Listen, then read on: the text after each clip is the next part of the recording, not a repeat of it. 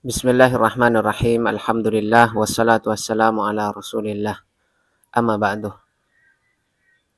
5 rukun Islam yang biasa kita hafalkan sejak kecil. Yang pertama adalah syahadat, membaca 2 kalimat syahadat. Kemudian yang kedua adalah salat. Yang ketiga menunaikan zakat. Yang keempat berpuasa di bulan Ramadan. Sedangkan yang kelima menunaikan ibadah haji apabila mampu secara fisik, psikis, ataupun finansial. Dari rukun Islam yang 5 ini, yang merupakan media interaksi dan komunikasi intens seorang hamba dengan Tuhannya, Tuhan pencipta segala-galanya, Allah Subhanahu wa Ta'ala, yang bisa dilakukan setiap hari, bahkan 5 kali sehari, adalah salat. Sehingga menjadi penting untuk menjaga, memperhatikan, dan meningkatkan kualitas salat ini.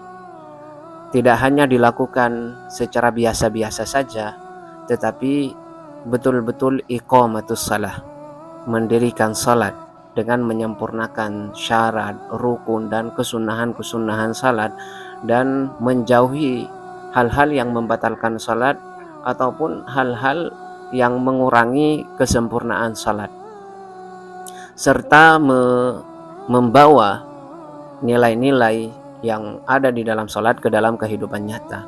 Di antaranya adalah berdiri sejajar. Di dalam salat itu kita diajarkan berdiri sejajar dengan orang lain, tidak membeda-bedakan orang lain. Yang kaya di samping yang miskin, yang tua di samping yang muda, yang bangsawan, pejabat di samping petani, yang direktur menjadi direktur atau bos di samping karyawan. Intinya tidak membeda-bedakan siapapun, semuanya berdiri sejajar di dalam shaf. Nah, pelajaran ini harus dibawa ke dalam kehidupan nyata, baik dalam kehidupan berkeluarga, bermasyarakat, berbangsa, dan bernegara. Jadi belajar sejajar dengan orang lain, tidak merasa lebih rendah akhirnya minder, dan juga tidak merasa lebih tinggi dari orang lain akhirnya sombong dan merendahkan serta meremehkan orang lain. Kemudian di antara pelajaran yang ada di dalam salat adalah merapatkan barisan.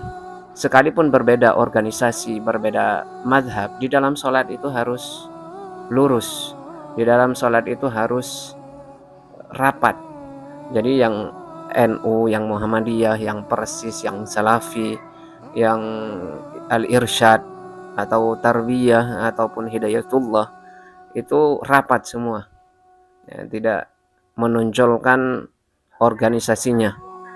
Nah, ini juga harus dibawa ke dalam kehidupan nyata. Jadi harus merapatkan barisan, harus bersatu. Makanya ada pepatah itu sangat indah. Ij'alil Islam umman wal muslimina ikhwatan.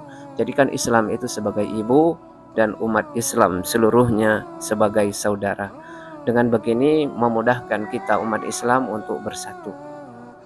Kemudian yang ketiga, pelajaran yang bisa dipetik dari salat adalah belajar komitmen, belajar disiplin dan tanggung jawab.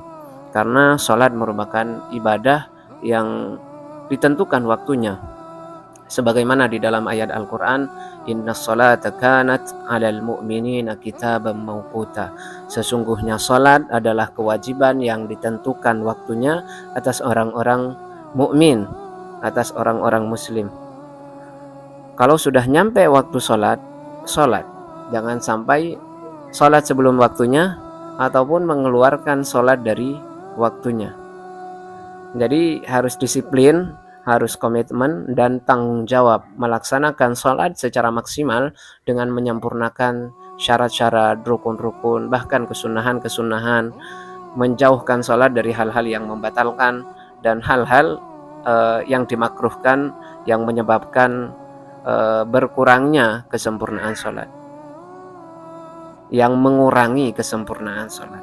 Kemudian nilai yang dapat dipetik, pelajaran yang dapat dipetik dari salat yang keempat adalah menjaga kesucian. Kita tahu di dalam sholat itu kan harus suci. Bahkan kesucian ini menjadi syarat sahnya sholat. Kalau tidak suci, maka tidak sah sholatnya. Baik kesucian pada fisik, zahir ataupun batin. Yang zahir suci dari najis, yang batin suci dari hadas kecil ataupun hadas besar. Ataupun kesucian pakaian, kesucian tempat sholat. Intinya kesucian ini menjadi sesuatu yang sangat urgen di dalam sholat yang menentukan kesahihan sholat seseorang. Ini juga harus dibawa keluar sholat, yang menjaga kesucian fisik ataupun psikis, kesucian zahir ataupun batin, kesucian badan, pakaian ataupun tempat tinggal. Jadi agar sholatnya berdampak positif dalam kehidupan sehari-hari, hendaknya dia mengamalkan nilai-nilai ini keluar salat, menjaga kesucian lisan, menjaga kesucian mata, tidak melihat sesuatu yang diharamkan Allah, menjaga kesucian hati, tidak iri, tidak dengki, tidak berprasangka buruk kepada orang lain. Ini harus hadir di dalam kehidupan nyata. Kemudian yang kelima adalah menutup aurat. Ya, tentunya menutup aurat ini juga bagian dari syarat sahnya salat. Kalau ada bagian aurat yang terbuka yang semestinya ditutup, maka salatnya tidak sah. Ini juga harus dibawa terutama kaum perempuan, laki-laki juga.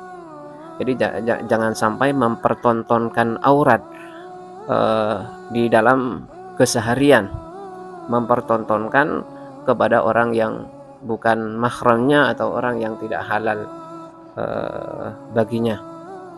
Nah, jadi ini harus diperhatikan agar sholat yang dilakukan berdampak positif. Ya, sholat seperti inilah yang mencegah dari perbuatan keji dan mungkar sebagaimana yang disampaikan oleh Allah di dalam Al-Quran. A'udzubillahi minasyaitonirrajim. Bismillahirrahmanirrahim. Innas salata tanha anil fahsya'i wal munkar. Innas salata tanha anil fahsya'i wal munkar. Kapan? Ketika kita melaksanakan sholat dengan menyempurnakan, tidak hanya melaksanakan biasa, tapi betul-betul iqamatus shalah, mendirikan sholat dengan menyempurnakan syarat, rukun, kesunahan-kesunahan, dan menjauhi hal-hal yang membatalkan sholat dan mengurangi kesempurnaan sholat, serta membawa nilai-nilai yang ada di dalam sholat ke dalam kehidupan nyata. Selamat datang di Bayyinah. Wassalamualaikum warahmatullahi wabarakatuh. Sabilud dumu'i sabilun murih, tanahada ya sahi kay tastarih wa